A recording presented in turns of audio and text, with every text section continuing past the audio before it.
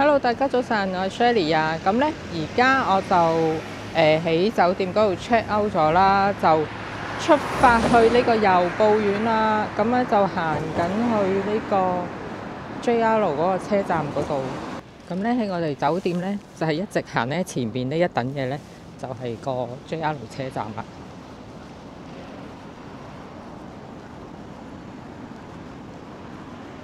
而家街上呢，就見啲人返工嗰啲日本人比較多咯，因為我好早啊，我哋由布院個車係 book 唔到10點嗰班，而家 book 咗9點3嗰班車。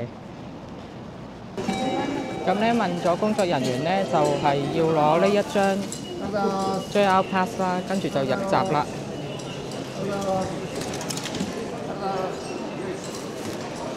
咁入閘嘅時候咧，就係入張 JR Pass。咁嗰個座位值嗰張券咧，就上到車嘅時候咧，就工作人員再查飛，就係咁啦。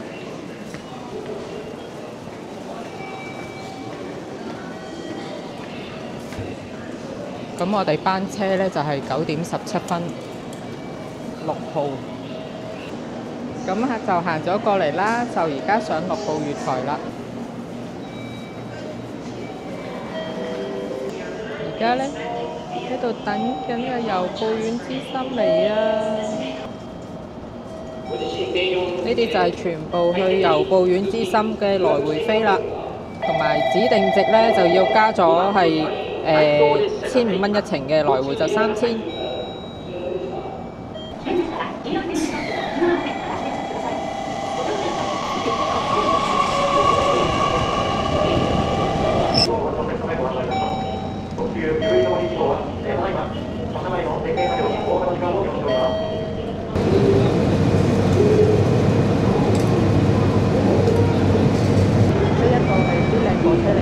佢裏邊啲座位咧好靚嘅，睇到咧，可能有啲反光，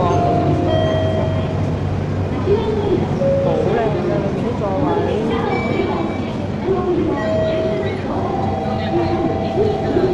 好似有床咁。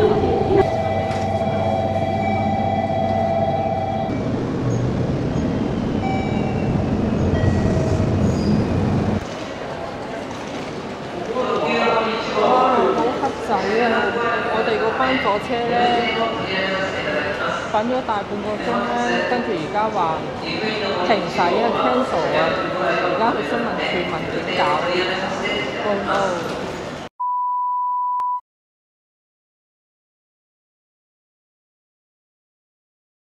哇！呢個 moment 我一定要拍片記錄低啊！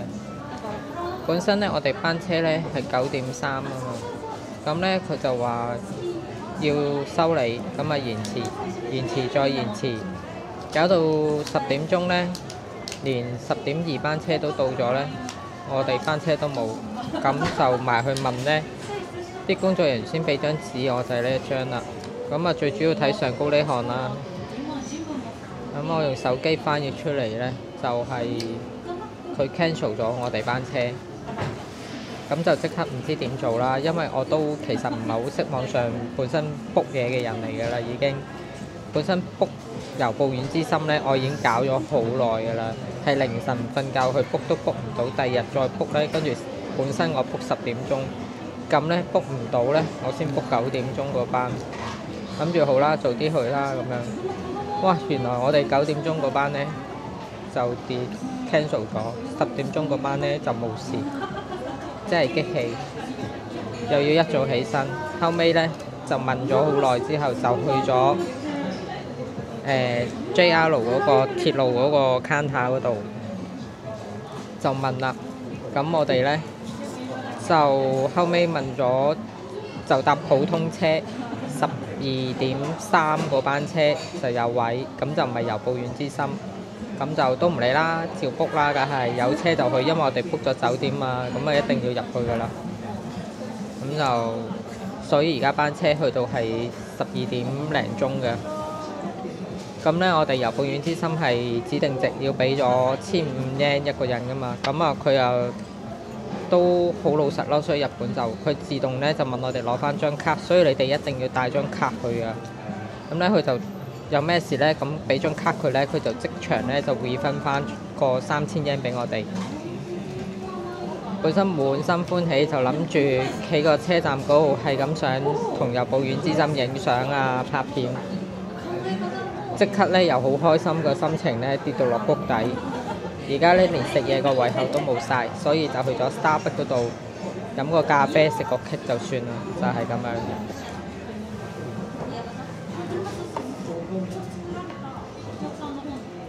唉，極之不幸嘅事件啊！不過咧，就我哋都初頭見佢彈出嚟，以為12點嗰班都好似話 full 咁樣咧，因為我哋係成班車5卡嘅人咧，全部都要轉唔同嘅方法入去由布院嘅應該。咁啊，諗住最壞嘅打算就係搭巴士咯。咁就佢又喺12點鐘就 OK，因為再晏啲我哋就都唔想啦，因為我哋個酒店咧本身都係比較入少少啊。book 咗佢哋嗰個接載車咧係4點鐘嚟接我哋入酒店㗎。如果太遲咧，我哋 miss 咗咧，要行半個鐘入去酒店啊，都要。唉，真係好唔開心啊！而家飲翻杯凍嘢 cool down 下先。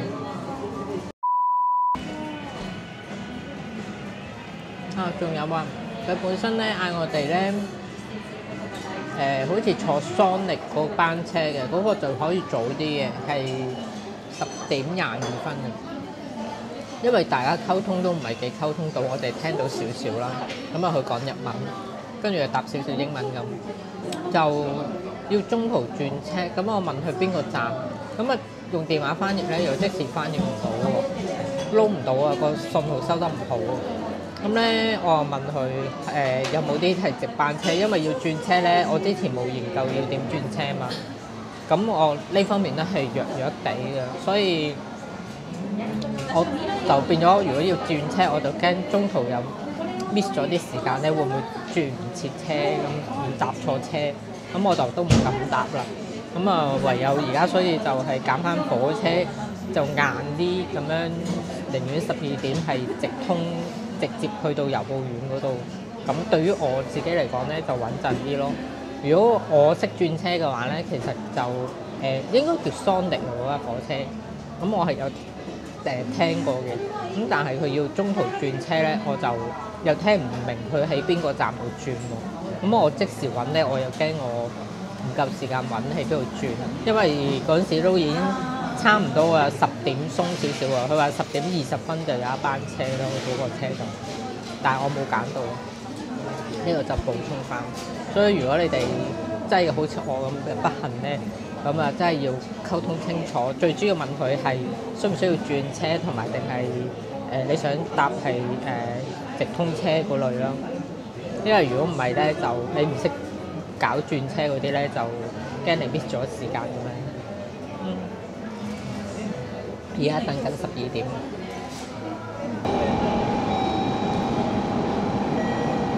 好啦，食完嘢，而家咧就上咗月台嗰度啦。咁就今次呢一個住咗時間就唔係由布院之心嘅，係由布號啊，類似啦，特急。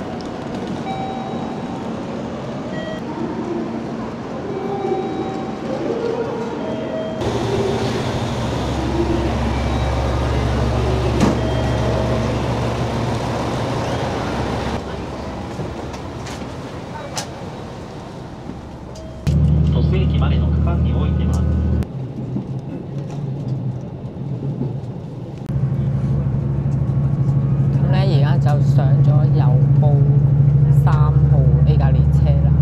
咁呢架車咧係唔 full 㗎。咁我哋咧就冇話指定啦。咁安排咗我哋呢個都係1號卡嘅。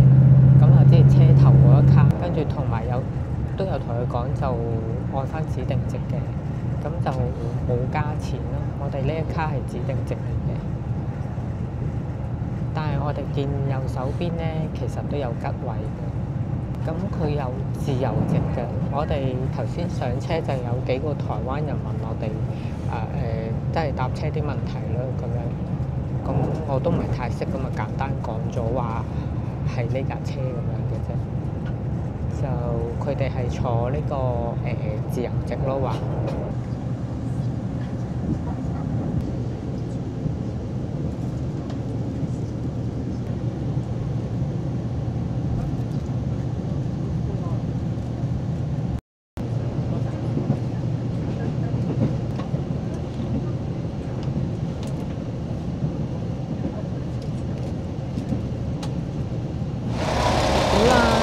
到咗郵報院，搭咗2個鐘頭左右啦。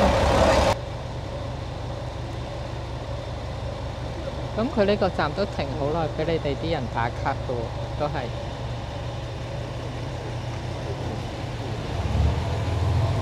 預備開車啦！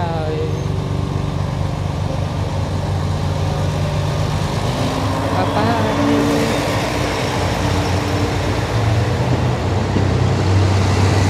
對面有呢架車喎 ，Swiss Train，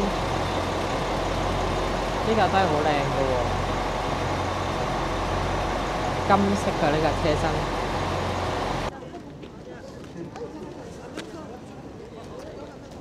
咁喺正車站一出嚟咧，就望到個山咧就係郵報岳啦。我見到係有啲雪嘅上高。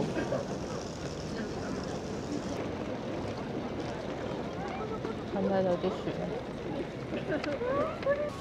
咁車站一出嚟呢度咧就有個手湯，咁啲溫度咧係暖嘅啫，唔會辣親手嘅。咁而家有啲尷尬啦，2點半咯，就食咗嘢咧又驚食唔落酒店個晚餐喎，因為我哋係120嗰啲。咁就呢度就有係個巴士站㗎啦，呢個巴士。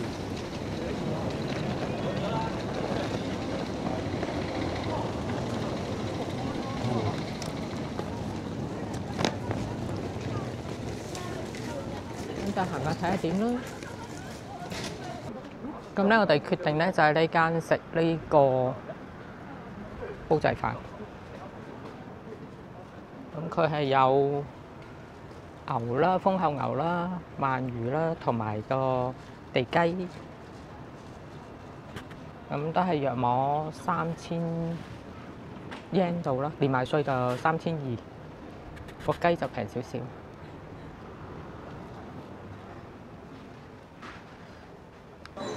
咁佢好快咧，就嚟咗個前菜啦。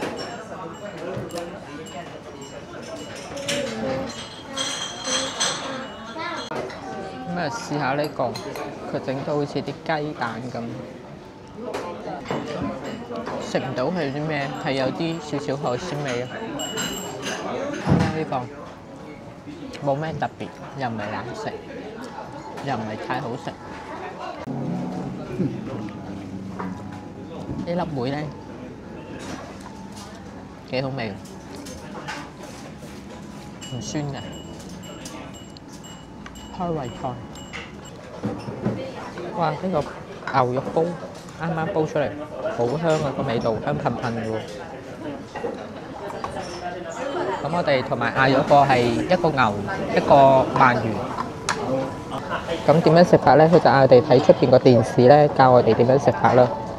咁，因為我哋都趕時間啦，4點，而家3點鐘啦，4點鐘酒店個車就嚟接我哋，咁就我哋都唔知係見佢俾咗一兜呢啲醬我哋嘅，咁啊隨便撈落去食算啦。試下呢個先，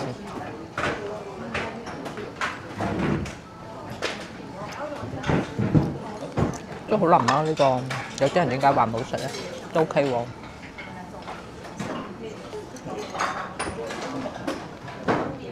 試下個鰻魚啊！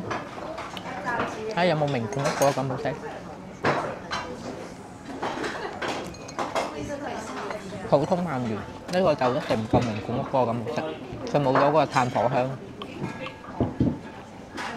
好啦，食嘢先啦，真係有啲趕時間。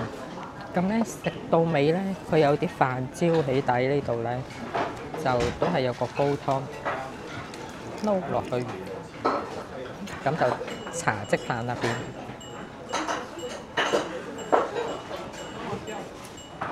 佢個份量其實唔係好多嘅啫。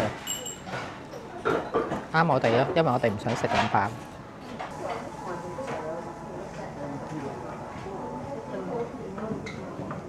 佢而家郵報院都有呢個藥妝，我好耐之前嚟過咧，就嗰陣時唔見有嘅，多咗好多啊！又有呢個冬甩咖啡。咁咧，我應該就唔夠時間行入呢啲街啦，因為咧而家仲有3個字度咧，就酒店架車嚟接我哋啦。咁我最多就係喺車站附近行下算啦。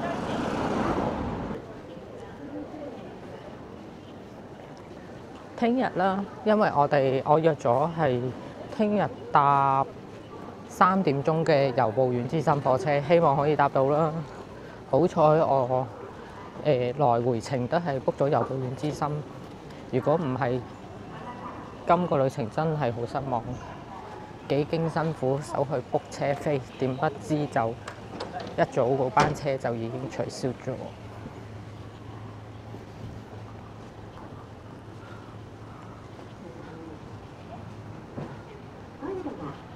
因為如果再嚟嘅話咧，都唔會 book 由步遠之森噶咯，因為佢 book 車真係太艱難。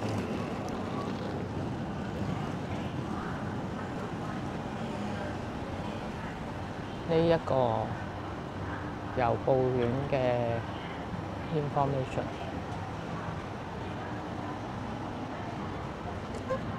睇下先。上嗰條圖書館上唔上得嘅咧？展望台嘅樓上有，上去望下先。好靚啊！全部都木係圓拱形。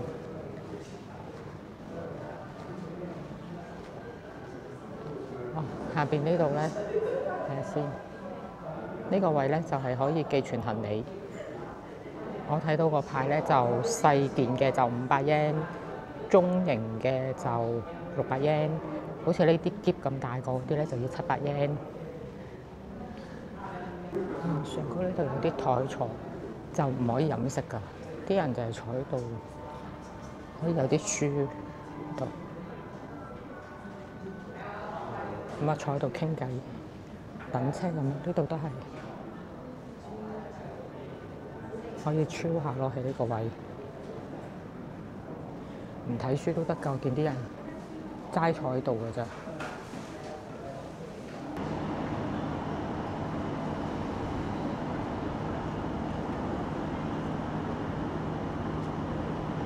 我都坐下先，因為孭住個背囊，好鬼重。幾靚啊！呢個風景。我諗呢啲咧似嗰啲民宿啊，應該好靚啊，新起喎啲屋，好新淨。